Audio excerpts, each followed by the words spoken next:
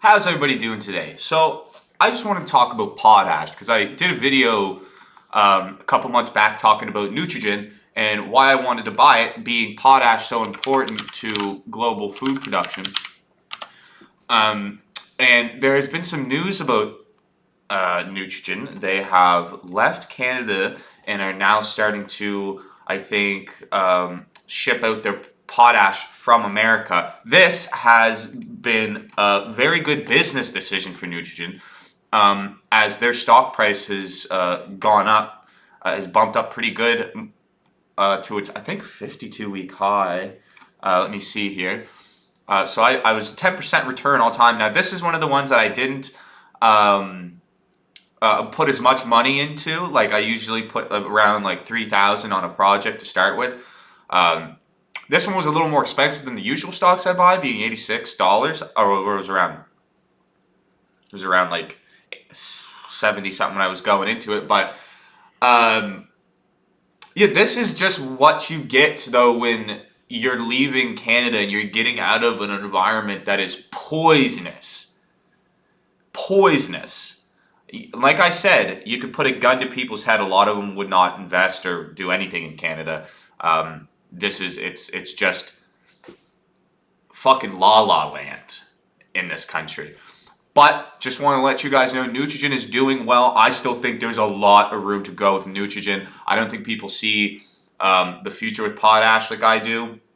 There is going to be a lot of food insecurity. Well, that's what they're saying. There's going to be food insecurity. And as weather changes, these places, their crops are going to not yield as well as they would have. And these guys can help you out with that. Not only potash, but a lot of other things like that. I fully expect us to go well over our all-time highs on this in the long term. I still think this is a really good buy, and you're getting a dividend on it as well. It's got a yield of, where the fuck is the yield? I think 3.54%. So it's all right. I just got a dividend in October actually for $14 and like 26 cents.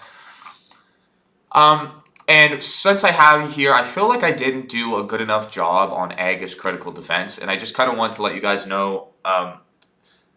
Yes, they are battery. Like, these guys make batteries. And I know I was telling you guys about their new Tough Boy system that came out that could survive to -50.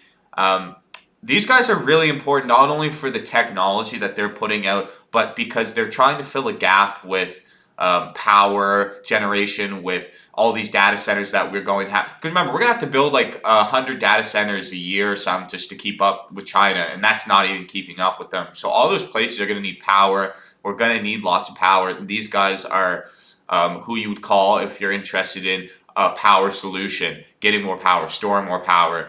And that is the market. That's the future of this planet. It's all energy. So please look into ag as critical energy defense, not just for the tough boy technology, but for the fact that these guys are trying to fill a gap of power storage, which is super important. Yeah, so microgrid power, AI, data centers, disaster resilience. So these are all things that are really important. I feel like I just didn't give them the justice they deserve. But yeah, I mean, this is the message, bro. You want to do good, get out of Canada. This is not a place you want to be making money. This is not a place you want to do business. And look no further than the Stellantis ruling. I mean, we literally gave a company. I mean, I guess if you are a company, you probably do want to come to Canada so you can take advantage of the stupid government and dumb population. We gave Stellantis $15 billion, and they literally went to America and invested 13 of it.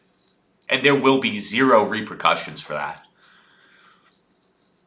All I'm saying is if a conservative did that, it would be the end of the government. Wrapped up. No, like, seriously, it would be done. We would never hear the end of it. They would CBC would pretty much just force them out. So anyway, this country's a joke. Everybody have a great day. Have fun investing.